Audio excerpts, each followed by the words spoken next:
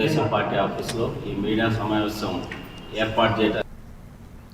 విజయనగరం జిల్లా రాజాం నియోజకవర్గంలోని Rajam GMR care ఆసుపత్రికి చెందిన చిన్నపిల్లల వైద్యులు డాక్టర్ నాగేష్ ఇంట్లో భారీ చోరీ జరిగింది.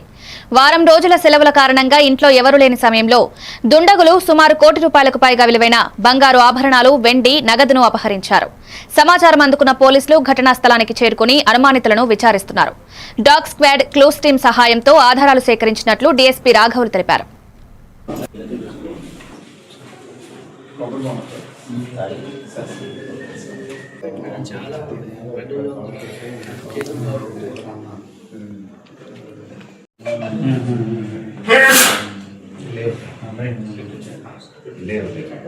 రాత్రి అంటే ఆదివారం రాత్రి, ఈరోజు సోమవారం, ఆదివారం రాత్రి ఈ రాజ్యంలో జిఎంఆర్ కేర్ హాస్పిటల్లో డాక్టర్గా పనిచేస్తున్న నగేష్ అనే డాక్టర్ గారి ఇంట్లో ఇక్కడ జిఎంఆర్ 80 క్వార్టర్స్లోనూ నేరం జరిగింది. అది ఆయన శనివారం రాత్రి ఇల్లు వదిలిపెట్టి లాక్ చేసి వెళ్ళారు.